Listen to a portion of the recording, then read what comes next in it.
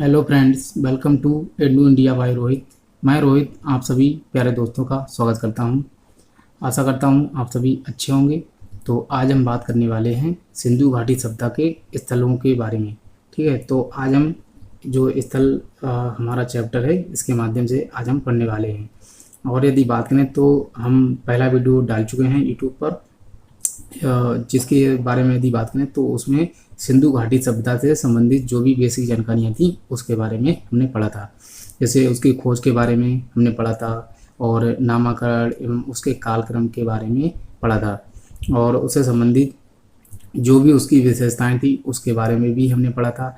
और उसका सिंधु घाटी सभ्यता का विस्तार कहाँ कहाँ तक था, हमारे भारत में और पाकिस्तान में, एवं थोड़ा बहुत पड़ता है अफगानिस्तान में।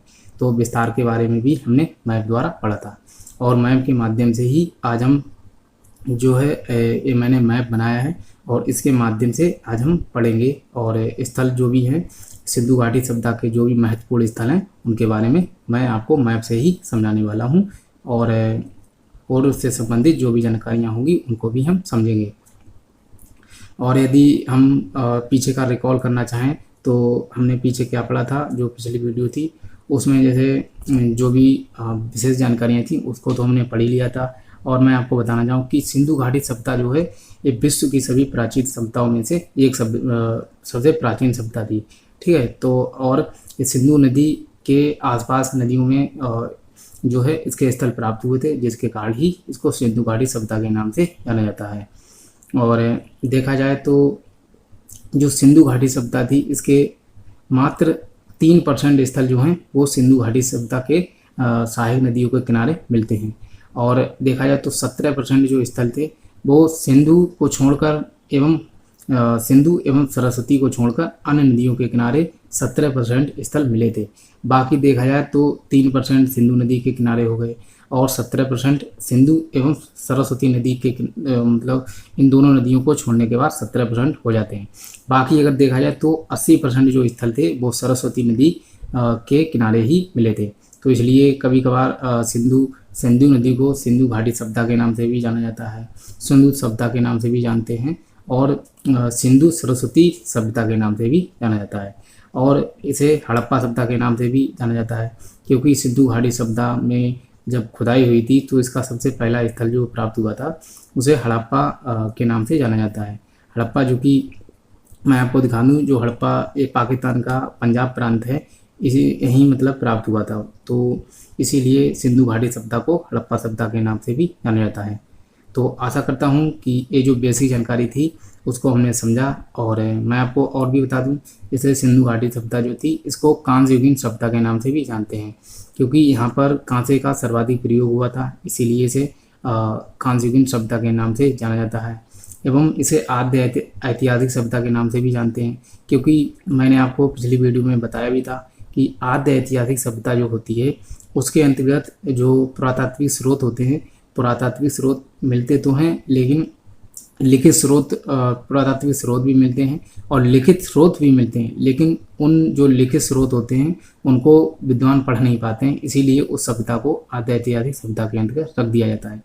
तो सिंधु घाटी सभ्यता की यदि हम बात करें तो इस सभ्यता की जैसे हम बात करते हैं तो इसमें जो लिपि प्राप्त हुई थी वो भावचित्रात्मक थी, जो चित्रों के माध्यम से समझाया गया था। लेकिन आज तक जो है उस लिपि को विद्वान एवं जो पुरातत्ववेत्ता हैं वो आज तक पढ़ नहीं पाए हैं, जिसके कारण सिंधु घाटी सभ्यता को आद्य ऐतिहासिक सभ्यता के अंतर्गत जाना जाता है।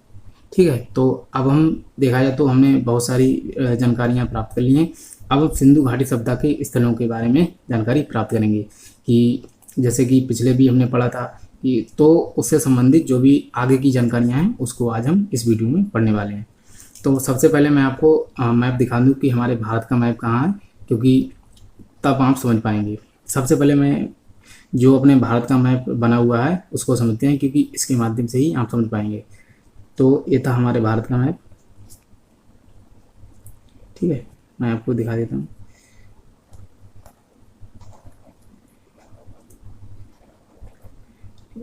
ये था हमारे भारत का मैप।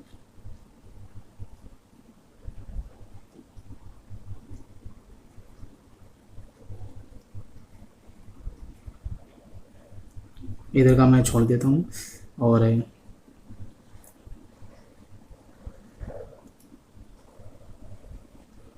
ठीक है, तो मैं नीचे भी बना देता हूँ।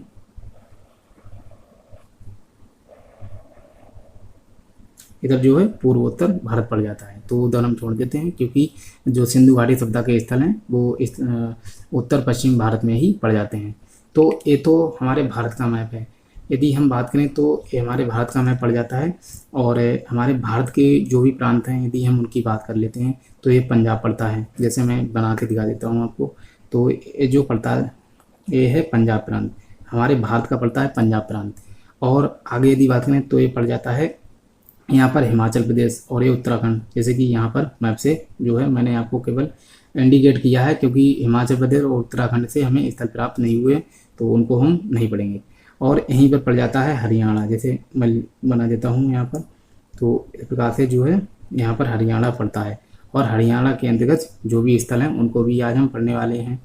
और इसके बारे में जैसे और भी बात करें तो हमारे भारत में ये जो राजस्थान पड़ जाता है, यहाँ से लेकर जो बता जाता है, ठीक है। तो राजस्थान की बहुत अधिक क्षेत्रफल है, तो ये पड़ जाता है राजस्थान, ठीक है। तो राजस्थान के अंतर्गत भी हमें जो भी स्थल प्राप्त हुए हैं उनको समझेंगे। और आगे हम बात करें तो यहाँ पर पड़ जाता है उत्तर प्रदेश अपना। उत्तर प्रदेश, क्योंकि उत्तर प्रदेश का क्षेत्रफल भी काफ़ी बड़ा है। हालांकि ये मैप जो है वो पूर्ण रूप से ठीक ठाक नहीं बना है, लेकिन आप प्लीज़ भावनाओं को समझ लें कि हालांकि अगर मैप आप देखेंगे तो आपको स्थिति ऐसे ही मिलेगी, लेकिन ये जो मैप है मैंने हाथ से बनाया, तो उस प्रकार से आप समझ सकते हैं। और इसके बाद देखा जाए तो यहाँ पर गुजरात पड़ जाता है। ये है गुजरात, ये पूरा एरिया जो है गुजरात का पड़ जाता है, ठीक है। तो ये गुजरात पड़ जाता है। और यहाँ पर गुजरात में देखा जाए तो सिंधु घाटी सभ्यता के सबसे अधिक स्थल जो हैं वो गुजरात में ही मिले हैं। और मैं आपको और भी दिखा देता हूँ जिससे आप समझ पाएंगे। ये पड़ जाता है महाराष्ट्र, ठीक है। ये महाराष्ट्र पड़ जाता है। और महाराष्ट्र में जो है ये महाराष्ट्र का एरिया है, और ये गुजरात का, और ये पूरा राजस्थान का, और ये पड़ जाता है पंजाब का, और ये पड़ जाता है हरियाणा का, ये उत्तर प्रदेश का, और ये ऊपर पड़ जाता है जम्मू कश्मीर। ये यहाँ पर पड़ जाता है जम्मू कश्मीर। कुछ इस प्रकार से क्षेत्रफल है। अगर आप नया मैप देखेंगे तो ये जम्मू कश्मीर का पड़ जाता है, ठीक है। JNK आप समझ लीजिए भावनाओं को। तो इसके बाद यदि हम बात करें तो ये तो हो गया हमारे भारत का जम्मू कश्मीर और पंजाब, यहाँ से ही स्थल मिले हैं। और मैं आपको थोड़ा और समझा दूँ, पहले मैप से ही समझ लेते हैं, इसके बाद हम जो है पढ़ेंगे इनके बारे में। तो ये तो हो गया हमारे भारत का जो भी था। अब हम समझ लेते हैं, जैसे ये जो पंजाब था हमारे भारत का, इसी से सटा हुआ जो है पाकिस्तान में भी एक पंजाब प्रांत है, ठीक है। तो ये पाकिस्तान का पंजाब है, इसको अभी मैंने बनाया है। और यहाँ से जो है हड़प्पा जो स्थल है इसकी प्राप्ति जो पाकिस्तान का पंजाब प्रांत है यहीं से हुई है। इसके बाद देखा जाए तो पाकिस्तान में ये सिंध पड़ता है। सिंध मैं आपको बना के दिखा दूँ, तो ये जो है सिंध प्रदेश जो है ये पाकिस्तान में पड़ता है, और यहाँ से कई स्थल प्राप्त हुए हैं। इसके बाद यदि हम बात करें तो जो है ये पड़ता है बलूचिस्तान, ठीक है। बलूचिस्तान, ये बलूचिस्तान से भी कई सारे स्थल जो है सिंधु घाटी सभ्यता के प्राप्त हुए हैं। और ये जो देखा जाए तो ये 3 स्थल जो हैं बलूचिस्तान, सिंध और हड़प्पा, सॉरी मैंने गलत बोल दिया, हड़प्पा, तो सॉरी हड़प्पा नहीं पंजाब। तो यहाँ से जो है सिंधु घाटी सभ्यता के स्थल प्राप्त हुए थे, और ये तीनों के तीनों पाकिस्तान में पड़ते हैं। इसके बाद देखा जाए तो पाकिस्तान का ये क्षेत्रफल इसके पड़ने के बाद इसके बाद पड़ता है अफगानिस्तान का। यदि आप मैप देखेंगे तो आप समझ पाएंगे, पाकिस्तान के जस्ट इसके जो है पश्चिम में पड़ता है अफगानिस्तान। तो यहाँ पर मैप मतलब सही से नहीं बन पाया, तो मैं आपको बताना चाहता हूँ कि इसके पाकिस्तान के जब पश्चिम में अफगानिस्तान पड़ता है, और अफगानिस्तान से केवल हमें 2 ही स्थल मिले हैं जो मैंने ऊपर लिखे हैं, तो आप समझ पाएंगे। जैसे एक है सोरतुगोई और दूसरा है मुंडीकाक। सोरतुगोई और मुंडीकाक केवल यहीं से ये 2 स्थल प्राप्त हुए हैं। अब हम समझ लेते हैं, जैसे मैंने आपको मैप से जो भी बातें थी वो बताई। अब मैं चाहता हूँ कि अब हम समझें सही से जो भी बातें हैं। तो हमारी जो सिंधु घाटी सभ्यता है इसका सबसे उत्तरी स्थल की यदि बात करें तो ये जम्मू कश्मीर मैंने अभी बनाया था। जम्मू कश्मीर में मांदा जो है ये सिंधु घाटी सभ्यता का सबसे उत्तरी स्थल था, और एक किस नदी के किनारे था, तो चिनाब नदी के किनारे ये प्राप्त हुआ था। और देखा जाए तो सिंधु घाटी सभ्यता का सबसे उत्तरी स्थल मैंने यहाँ पर लिखा भी है, तो आप समझ पाएंगे। और कहाँ पड़ता है, तो जम्मू कश्मीर में, जो कि जम्मू कश्मीर वर्तमान में एक केंद्र शासित प्रदेश है। और आगे यदि हम बात करें तो जम्मू कश्मीर, जो सिंधु घाटी सभ्यता का सबसे उत्तरी स्थल है, जम्मू कश्मीर में केवल एक ही पड़ता है, वो भी पड़ता है मांदा। ठीक है, तो अब हम समझ लेते हैं जैसे हड़प्पा, जो हड़प्पा है, हड़प्पा की यदि बात करें तो ये पाकिस्तान का, मैंने बताया था आपको कि पाकिस्तान का पंजाब प्रांत है। और हड़प्पा स्थल जो कि सिंधु घाटी सभ्यता का सबसे प्रथम स्थल जो खोजा गया था वो हड़प्पा ही था। तो हड़प्पा की खोज जो है इसकी यदि बात करें तो दयाराम साहनी ने की थी। और कब की थी तो 1921 में हड़प्पा की खोज की गई थी, 1921 में। और किसने की थी तो आपको पता होना चाहिए, दयाराम साहनी ने। और मैं आपको बता दूं तो ये स्थल जो है प्राप्त कहाँ हुआ था, तो मैंने यहाँ पर लिखा भी, रावी नदी के किनारे ये स्थल प्राप्त हुआ था। और पाकिस्तान के पंजाब प्रांत के जो है पड़ता है मोंटगोमरी जिला। ठीक है, तो मोंटगोमरी जिला से हड़प्पा स्थल जो है इसकी प्राप्ति हुई थी। अब हम समझ लेते हैं आगे। ठीक है, तो अब सिंध प्रांत को समझ लेते हैं थोड़ा। तो सिंध प्रांत, सबसे पहले आपको ये बताना चाहिए कि सिंध प्रांत हैगा तो ये पाकिस्तान में है, और पंजाब भी पाकिस्तान में पड़ता है, तो जहाँ से हड़प्पा की प्राप्ति हुई थी। तो सिंध प्रांत की यदि हम बात करें तो यहाँ से जो है 3-4 महत्वपूर्ण स्थल प्राप्त हुए हैं।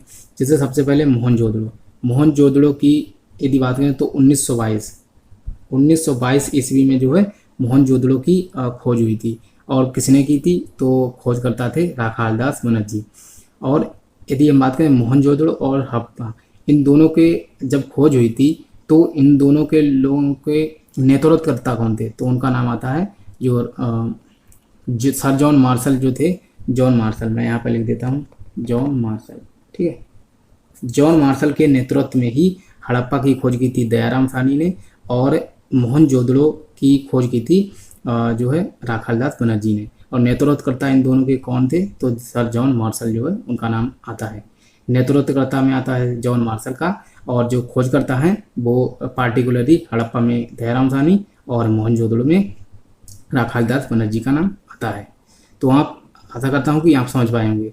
अब जो मोहनजोदड़ो प्राप्त हुआ था ये पाकिस्तान के सिंध प्रांत में प्राप्त हुआ था। और मोहनजोदड़ो जो है ये लड़काना जिला पड़ता है, यहीं प्राप्त हुआ था पाकिस्तान में। सिंध प्रांत है, सिंध प्रांत के अंतर्गत अगर आपसे जिला पूछा जाए तो लड़काना जिला आप देंगे।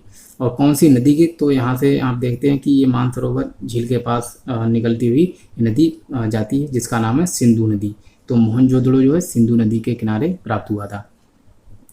और मैं आपको यदि बताना चाहूँ तो जैसे ये सिंध प्रांत जो है यहाँ से और कई भी स्थल प्राप्त हुए, जैसे मैंने यहाँ पर लिखा हुआ है तो ये कोट दीजी भी सिंधु नदी के किनारे प्राप्त हुआ था, और ये सिंध प्रांत में ही प्राप्त हुआ है, तो आप समझ सकते हैं। और इसके बाद है चन्हूदड़ो की यदि बात करें तो चन्हूदड़ो जो स्थल है सिंधु घाटी सभ्यता का, इसकी प्राप्ति भी जो है सिंधु नदी के किनारे प्राप्त हुई थी, और ये पाकिस्तान के सिंध प्रांत में ये दोनों मिले थे। ठीक है, तो आप समझ पाएंगे सिंध प्रांत से हमें 3 ही पढ़ने, मोहनजोदड़ो, कोटदीदी और चन्हूदड़ो, तीनों के तीनों सिंधु नदी के किनारे। अब थोड़ा बलूचिस्तान के बारे में समझ लेते हैं। बलूचिस्तान की यदि बात करें तो ये पाकिस्तान का एक प्रांत है, और यहाँ से हमें 3-4 मिले हैं, मैं आपको दिखा देता हूँ। तो बलूचिस्तान से हमें पढ़ना है कि जैसे मैंने लिखा है बालाकोट, एक बालाकोट है, दूसरा डाबरकोट, और तीसरा सुतकांगेडोर। आपको पहले इन दोनों को याद करें, फिर मैं सुतकांगेडोर के बारे में कुछ विशेष बताना चाहता हूँ। तो बालाकोट एवं डाबरकोट कहाँ से मिले हैं, तो ये दोनों के दोनों जो है बलूचिस्तान प्रांत से मिले हैं। ठीक है, और जो सुतकांगेडोर है इसके ये तो बहुत ही महत्वपूर्ण है। सुतकांगेडोर सिंधु घाटी सभ्यता का सबसे, अगर पूछा सबसे पश्चिमी स्थल कौन सा है, सिंधु घाटी सभ्यता का सबसे पश्चिमी स्थल। ठीक है, पश्चिमी स्थल जो था वो सुतकांगेडोर के नाम से जानते हैं, और ये बलूचिस्तान प्रांत में पड़ता है। और एक किस नदी के किनारे है, तो आपका उत्तर होना चाहिए दास नदी। ठीक है, दास नदी के किनारे जो है स्थल की प्राप्ति हुई थी। तो ये बहुत ही महत्वपूर्ण हो जाता है, और इधर याद रखना बहुत ही महत्वपूर्ण है, क्योंकि इसके जो उत्तरी, दक्षिणी, पूर्वी, पश्चिमी है ये स्थल बहुत ही जरूरी है। अब मैं आपको एक बार स्थल सारे बता देता हूँ। तो जो सबसे पश्चिमी स्थल था वो तो हो गया सुतकांगेडोर, और ये पड़ता है बलूचिस्तान में, और बलूचिस्तान कहाँ है तो ये पाकिस्तान में पड़ता है। ठीक है, और ये सिंधु घाटी सभ्यता का सबसे पश्चिमी जो है पड़ जाता है स्थल, और किस नदी के किनारे तो दास। अब यदि बात करें तो सबसे पूर्वी स्थल जो है ये आलमगीरपुर जो कि हिंडन नदी के किनारे है, और ये उत्तर प्रदेश के मेरठ में पड़ता है। तो उत्तर प्रदेश के मेरठ में पड़ता है, और ये हिंडे नदी के किनारे पड़ता है। तो ये सिंधु घाटी सभ्यता का सबसे पूर्वी स्थल पड़ जाता है। मैं यहाँ पर लिख देता हूँ पूर्वी, ठीक है, पूर्वी। और ये था पश्चिमी, जिसको अभी सूतकांगे डोर की बात कर रहे थे। और सबसे उत्तरी तो मांदा देंगे आप, जो कि जम्मू कश्मीर में पड़ता है और चिनाब नदी के किनारे। और सबसे दक्षिणी जो है उसको भी समझ लेते हैं। यदि सिंधु घाटी सभ्यता का सबसे दक्षिणी स्थल आपसे अगर पूछा जाए तो आप तो देंगे दायमाबाद। ये दायमाबाद गोदावरी नदी की सहायक नदी है पिरवरा, ठीक है, पिरवरा नदी है। इसी नदी के किनारे जो है एक दायमाबाद पड़ता है और ये महाराष्ट्र में पड़ता है। तो आप मैप से समझ भी पाएंगे कि यदि आपने इसे उत्तर में देखा तो मांदा को, तो आपके दिमाग में जो है मैप आएगा कि सबसे उत्तरी स्थल जो हमने देखा था वो मांदा था, सबसे दक्षिणी जो देखा था वो दायमाबाद था, और सबसे पूर्वी था आलमगीरपुर और पश्चिमी सूतकांगे डोर। तो ये 4 स्थल जो हैं, ये बाउंड्री लाइन तो आपको बिल्कुल ही पता होनी चाहिए। अब हम इनके अंतर्गत जो भी स्थल हैं, हालांकि पाकिस्तान के जो भी स्थल थे उनको हमने समझ लिया था। अब मैं अफगानिस्तान के भी बता देता हूँ, इसके बाद हम अपने भारत के पढ़ेंगे, भारत में जो भी स्थल प्राप्त हुए हैं। तो अफगानिस्तान से केवल हमें 2 ही याद रखने हैं, एक सोरतुगोई और मुंडीकाग। ये 2 स्थल जो हैं आपको केवल अफगानिस्तान से याद करने हैं, और क्योंकि ये जो महत्वपूर्ण स्थल हैं वही मैंने इसमें वीडियो में लिए हैं। आप अपने भारत के समझ लेते हैं, ठीक है, तो इनको समझ लेते हैं। तो यदि हम बात करें पंजाब में केवल हमें 2 ही स्थल याद रखने हैं, एक रोपड़ एक संगोल, ठीक है। तो हमारे ये देखा जाए तो ये जो पड़ता है हमारे भारत का पंजाब, और यहाँ से केवल हमें 2 ही स्थल याद रखने हैं, एक है रोपड़ और दूसरा संगोल। तो आपसे पूछा जाएगा कि रोपड़ जो सिंधु घाटी सभ्यता का स्थल है, रोपड़ ये कहाँ से, भारत के कौन से राज्य से है, तो आपको बताना जी पंजाब राज्य से, ठीक है। तो रोपड़ और संगोल इन दोनों स्थलों को आप यहाँ से याद कर सकते हैं पंजाब से। इसके बाद जो है आप पढ़ेंगे हरियाणा से बहुत ही महत्वपूर्ण स्थल प्राप्त हुए हैं। एक है बनावली, ठीक है, बनावली, राखीगढ़ी और भगवानपुरा। तो हरियाणा से आपको 3 ही याद करने हैं, एक बनावली, दूसरा राखीगढ़ी और तीसरा भगवानपुरा। और ये राखीगढ़ी तो इतना प्रसिद्ध है, और क्योंकि राखीगढ़ी की मतलब प्रसिद्ध होने के कारण भी ये पुस्तकों में आपको बहुत ही कम मिलेगा, क्योंकि और राखीगढ़ी के बारे में मैं आपको विशेष बात बताऊं तो राखीगढ़ी अगर पूछा जाए कि भारत में सबसे बड़ा सिंधु घाटी सभ्यता का स्थल कौन सा है, तो आप उत्तर देंगे राखीगढ़ी। और पूरी सिंधु घाटी सभ्यता का सबसे बड़ा स्थल अगर आपसे पूछा जाए तो आपका उत्तर होना चाहिए जो है मोहनजोदड़ो, ठीक है। तो इतनी विशेष बात। और राखीगढ़ी देखा जाए तो राखीगढ़ी एक घग्गर नदी के किनारे पड़ता है और हरियाणा में पड़ता है। बड़ावली, राखीगढ़ी और भगवानपुरा, बड़ावली, राखीगढ़ी और भगवानपुरा, ये तीनों के तीनों हरियाणा से प्राप्त होते हैं। इसके बाद यदि बात करें तो राजस्थान से हमें 2 याद करने हैं, एक है कालीबंगा और दूसरा बालाथल। कालीबंगा और बालाथल ये दोनों पड़ते हैं राजस्थान में, और दोनों के दोनों बहुत ही महत्वपूर्ण हैं। कालीबंगा की बात की जाए तो कालीबंगा भी घग्गर नदी के किनारे पड़ता है, ठीक है। और इसके खोजकर्ता कालीबंगा की अगर पूछे जाए तो आप उत्तर देंगे कि कालीबंगा की खोज जो है बीबी लाल एवं बीके थापर जो थे, और एक व्यक्ति का नाम हो रहा था अमलानंद घोष, बीबी लाल एवं बीके थापर जो है, इन दोनों व्यक्तियों ने जो है खोज की थी कालीबंगा की। तो कालीबंगा के खोजकर्ता के नाम आते हैं। और कालीबंगा कहाँ पड़ता है, तो ये राजस्थान में पड़ता है। और दूसरा आप बालाथल भी याद कर सकते हैं। इसके बाद हम उत्तर प्रदेश के बारे में समझ लेते हैं। उत्तर प्रदेश में आलमगीरपुर जो कि बहुत ही प्रसिद्ध है, जो कि सिंधु घाटी सभ्यता का सबसे जो है पूर्वी स्थल पड़ता है। इसके बाद संगौली और बड़गांव, इन दोनों को भी आप याद कर सकते हैं, ये भी महत्वपूर्ण स्थल है। इसके बाद हमने महाराष्ट्र के बारे में पढ़ लिया था। अब मैं आपको जो एक गुजरात का मैप पड़ता है यहाँ से लेकर इस प्रकार से, ठीक है, तो मैंने आपको बताया भी था ये गुजरात पड़ता है। गुजरात के मैंने स्थल जो नीचे लिखे हुए उनको समझ लेते हैं। गुजरात से देखा जाए तो पूरी सिंधु घाटी सभ्यता में सबसे अधिक स्थल अगर पूछे जाएँ कहाँ से प्राप्त हुए हैं, तो आपका उत्तर होना चाहिए गुजरात। एक गुजरात से सबसे अधिक स्थल प्राप्त हुए थे। तो लोथल की यदि बात करें तो सिंधु घाटी सभ्यता का इसे पत्तन या जो बंदरगाह होते हैं, लोथल को पत्तन या बंदरगाह के रूप में भी जाना जाता है। तो ये लोथल बहुत ही प्रसिद्ध है, और ये लोथल भोगवा नदी के किनारे ये स्थल प्राप्त हुआ था। धौलावीरा की यदि हम बात करें तो धौलावीरा की इसकी मतलब ये बहुत ही प्रसिद्ध स्थल है, क्योंकि इसमें कुछ विशेष बात है। धौलावीरा एक ऐसा नगर था जो तीन भागों में बटा हुआ था। हालांकि सिंधु घाटी सभ्यता के जितने भी स्थल प्राप्त होते थे वो सभी 2 भागों में बटे हुए होते थे। लेकिन धौलावीरा एकमात्र ऐसा है जो 3 भागों में बटा हुआ मिला है। और धौलावीरा को तो अब अगर वर्तमान में आप देखें तो धौलावीरा को जो है यूनेस्को की जो वर्ल्ड हेरिटेज सिटी में इसको भी शामिल कर लिया गया है। विश्व धरोहर स्थल के रूप में धौलावीरा को अब शामिल कर लिया गया है, जो यूनेस्को होता है उसकी, ठीक है। और आगे हम पढ़ते हैं सुरकोतला। सुरकोतला ये भी महत्वपूर्ण है, यहाँ से घोड़े की हड्डी के जो है साक्ष्य मिले हैं सुरकोतला, ठीक है। तो ये सभी गुजरात में ही प्राप्त हुए थे। रंगपुर की बात करें तो यहाँ से जो है इसकी खोज जो है SR राव जो थे उन्होंने ही, रंगनाथ राव ने ही इसकी खोज की थी रंगपुर की, और ये भी गुजरात में ही स्थल प्राप्त हुआ था। इसके बाद भगत राव और रोजदी, इन्हें भी यहाँ पे याद कर सकते हैं, ठीक है। तो ये सभी महत्वपूर्ण स्थल हैं और ये सभी हमारे भारत के गुजरात में ही प्राप्त हुए थे। और यदि आगे हम बात करें तो मैंने कुछ फैक्ट निकाले हैं, पहले इनको समझ लेते हैं, इसके बाद हम उन फैक्टों को भी पढ़ेंगे, ठीक है। तो सबसे पहले हम इनको समझ लेते हैं, जो भी विशेष बातें हैं। जैसे यदि हम बात करें तो सिंधु घाटी सभ्यता में जो सबसे महत्वपूर्ण बात थी, सबसे प्रसिद्ध देखा जाए तो नगर नियोजन प्रणाली। नगर नियोजन प्रणाली को ही सबसे अधिक प्रसिद्ध माना जाता है और इसे ग्रिड पद्धति के नाम से भी जाना जाता है। जैसे क्या होता है ग्रिड पद्धति, जैसे कुछ रोडें होती हैं, रोड इस प्रकार से जो है समकोण पर काटती हैं, ठीक है। तो इस प्रकार से जो है जो रोडें एक दूसरे को समकोण पर काटती हैं, और जो नगर नियोजन प्रणाली थी ये सिंधु घाटी सभ्यता की सबसे महत्वपूर्ण बात थी और इसे ग्रिड पद्धति के नाम से भी जाना जाता है। नेक्स्ट यदि हम बात करें तो सिंधु घाटी सभ्यता के देखा जाए तो जितने भी स्थल प्राप्त हुए हैं वो पूर्वी एवं पश्चिमी स्थल के रूप में प्राप्त हुए हैं। एक स्थल होता था पूर्वी और दूसरा पश्चिमी, और मैंने यहाँ पर लिखा भी है कि जो पूर्वी स्थल होता था, जैसे मैं यहाँ पर लिख देता हूँ, जो होगा वेस्ट, ये होगा ईस्ट, ठीक है, वेस्ट और ईस्ट आगे ऊपर लिखा हुआ है। तो स्थल जो होते थे वो 2 स्थलों में बटे हुए होते थे।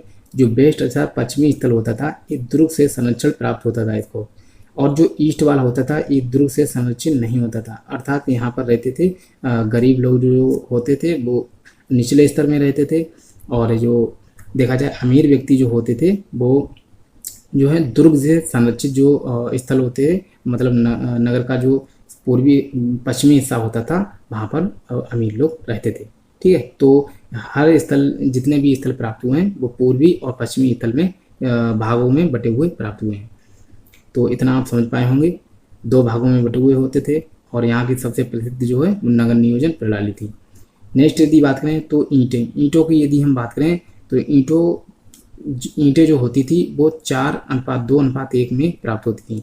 4 होती थी लंबाई, 2 होती थी चौड़ाई और 1 होती थी इसकी ऊंचाई। लंबाई, चौड़ाई और ऊंचाई के अनुपात में जो है 4:2:1 में ईंटें मिली थी।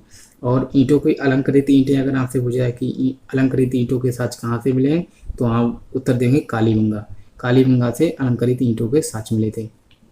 इसके बाद है सड़कें जो होती थी, सड़कों की बात करें तो सड़कें एक दूसरे को समकोण पर काटती थी।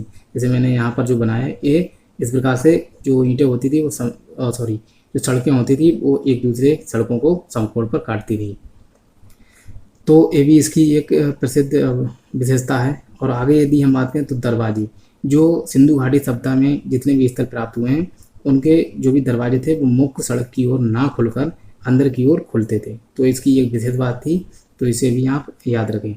और एक अपवाद मिला है लोथल। लोथल की यदि हम बात करें तो लोथल यहाँ उल्टा था। उल्टा क्या था कि लोथल में जो भी भवन होते थे उनके दरवाजे जो थे वो मुख्य सड़क की ओर खुलते थे और मुख्य सड़क की ओर खुला करते थे। तो यहाँ जो है सिंधु घाटी सभ्यता के विपरीत जो है मिला था लोथल में। और वैसे देखा जाए तो मुख्य सड़क की ओर जो सिंधु घाटी सभ्यता के अधिकतर स्थल मिले हैं उनमें जो भी भवन होते थे उनके दरवाजे जो थे वो अंदर की ओर खुला करते थे, मुख्य सड़क की ओर नहीं खुलते थे। लेकिन लोथल में जो है मुख्य सड़क की ओर खुले हुए भवनों के दरवाजे मिलते थे। तो ये अपवाद के रूप में जाना जाता है लोथल को। नेक्स्ट यदि हम आगे बात करें तो कुआं एवं निकासी, यहाँ इनके बारे में पढ़ते हैं। तो प्रत्येक घर में कुएं की व्यवस्था थी, ठीक है। प्रत्येक घर में कुएं की व्यवस्था होती थी और जल निकासी की भी उचित व्यवस्था होती थी। तो जगह जगह पर जो घर होते थे, घरों के पास से नालियों को निकाला जाता था। और तो देखा जाए तो आज के समय से सिंधु घाटी सभ्यता में कुछ कम विशेषताएं नहीं थी। तो उस समय भी इन सभी बातों की, कुआं हो या निकासी हो, जल की निकासियाँ होती हैं, तो जल निकासी के लिए नालियों की भी उचित व्यवस्था होती थी। और प्रत्येक घर में कुएं होते थे जो कि जलपान पानी के लिए एवं पशुओं को पानी पिलाने के लिए इन सभी चीज़ों की व्यवस्था की गई थी। तो आगे हम पढ़ते हैं नेक्स्ट, शौचालय। शौचालय के बारे में यदि हम बात करें तो इसकी भी उचित व्यवस्था होती थी, और सिंधु घाटी सभ्यता के लोग शौचालय से संबंधित जो भी व्यवस्थाएं होती थी उनके बारे में जानते थे, अर्थात इस व्यवस्था से परिचित थे।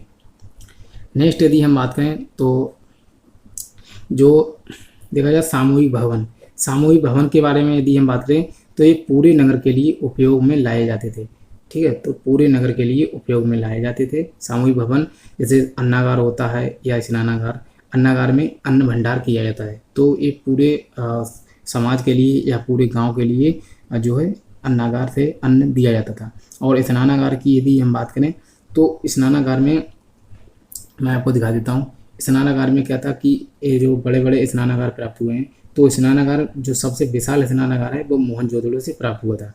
और यहाँ पर जो देखा जाए तो सीढ़ियाँ होती थी, सीढ़ियों के माध्यम से जो है पुरुष एवं स्त्रियाँ यहाँ आते थे, और यहाँ जलाशय में नहाने के बाद ये जो पास में कमरे बने हुए होते तो इनमें जो है जब भी कोई समारोह होता था तो लोग यहाँ आते थे और इस जलाशय में नहाते थे। इसके बाद पास के जो कमरे होते थे यहाँ कपड़े बदलकर जो है समारोह में भाग लिया करते थे।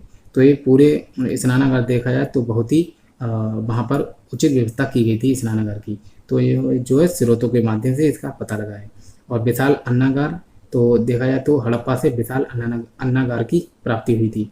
और स्नानागार अगर देखा जाए तो सिंधु घाटी सभ्यता का सबसे बड़ा स्थल देखा जाए तो स्नानागार ही था। और कुछ किताबों में अन्नागार को भी दिया जाता है, लेकिन अगर देखा जाए तो क्षेत्रफल का अगर देखा जाए तो अन्नागार का क्षेत्रफल जो है वो स्नानागार का क्षेत्रफल बहुत ही अधिक है। तो सिंधु घाटी सभ्यता का सबसे बड़ा अगर आपसे इमारत या पूछी जाए तो आप स्नानागार को देंगे। ठीक है, और कहाँ प्राप्त हुआ था तो ये मोहनजोदड़ो में प्राप्त हुआ था। मोहनजोदड़ो कहाँ है तो ये सिंधु नदी के किनारे पाकिस्तान में स्थित है। अब हमने जो भी बातें थी पढ़ ली, अब इसके बारे में थोड़ा और जानकारियाँ लेते हैं। तो मैंने यहाँ पर लिखा हुआ है, उसको भी आपको समझा दूँ। स्टुअर्ट पिगट नाम के एक इतिहासकार हैं। इन्होंने जो है देखा जाए तो इन्होंने कहा था कि सिंधु घाटी सभ्यता के जो लोग थे वो 4 जातियों में बटे हुए थे। Number 1, number 2, number 3, number 4। ठीक है, नंबर 1 क्या है कि प्रोटो ऑस्ट्रेलियन। यहाँ पर प्रोटो ऑस्ट्रेलियन प्रजाति के लोग भी पाए जाते थे। नंबर 2 मंगोलायड प्रजाति के लोग भी पाए जाते थे। नंबर 3 अल्पाइन प्रजाति के लोग भी, और भूमध्य सागरीय। तो ये 4 प्रजातियों के लोग जो है सिंधु घाटी सभ्यता में पाए जाते थे। ठीक है, तो आप इसको भी याद करें। और मतलब एक किस विद्वान ने बताया तो आप इनका भी नाम याद कर लें। स्टुअर्ट पिगट इनका नाम है। प्रोटो ऑस्ट्रेलियन, मंगोलायड, अल्पाइन और भूमध्य सागरीय, ये 4 प्रकार की जातियाँ जो थी वो सिंधु घाटी सभ्यता में पाए जाते थे, इस प्रकार के लोग। अब थोड़े जो भी मैंने विशेष बातें निकाली हैं उनको भी एक बार समझ लेते हैं, क्योंकि जब इनको आप समझेंगे तो बहुत ही अच्छे से समझ पाएंगे। ठीक है,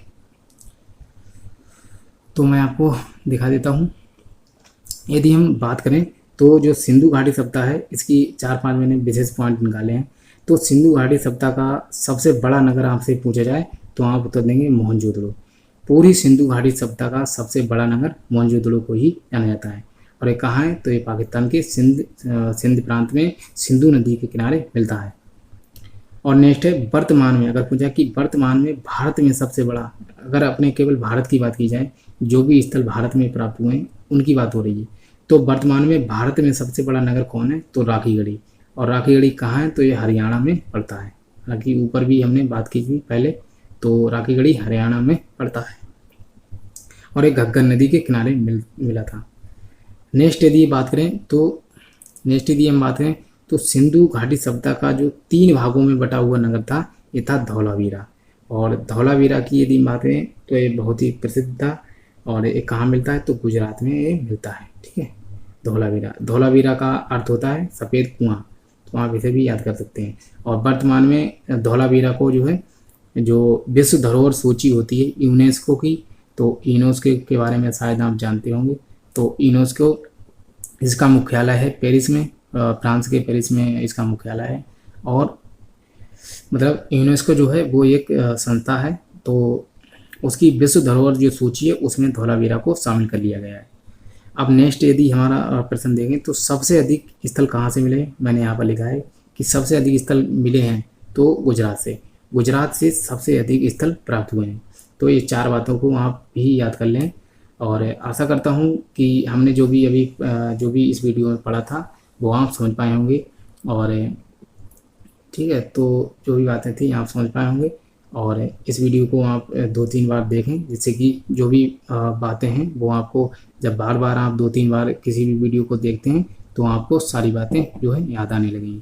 तो आशा करता हूँ कि ये वीडियो आपको पसंद आएगा, और यदि पसंद आ रहा है तो इस वीडियो को लाइक, शेयर एवं चैनल को भी सब्सक्राइब कर लें। और मैं इसी सिंधु घाटी सभ्यता से संबंधित पहले दो वीडियो और भी लेकर आऊँगा इसके बाद।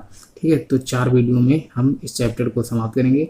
और मैं कुछ प्रयास कर रहा हूँ कि इसका जो 4 वीडियो में तो इसको हम थ्योरी समझेंगे, इसके बाद 1 या फिर 2 वीडियो के अंतर्गत हम इसके जो भी महत्वपूर्ण प्रश्न हैं उनको भी पढ़ेंगे। क्योंकि जब चैप्टर हम पढ़ लेते हैं उसके बाद हमारे दिमाग में आता है कि हमें उनके प्रश्न भी पता होने चाहिए कि किस प्रकार से एग्जाम में प्रश्न पूछे जाते हैं। तो या तो 1 वीडियो में, या फिर अगर अधिक प्रश्न हो गए तो हम 2 वीडियो में पढ़ेंगे। ठीक है, तो इससे संबंधित जो भी कंप्लीट जानकारी है उसको हम पढ़ेंगे। जो भी चैनल से नए लोग जुड़े हैं उसको, उनके लिए मैं धन्यवाद करता हूं। तो आशा करता हूं कि ये वीडियो आप सभी लोगों को पसंद आएगा। तो मिलते हैं नेक्स्ट वीडियो में, तब तक के लिए चैनल से जुड़े रहें। और जय हिंद, वंदे मातरम।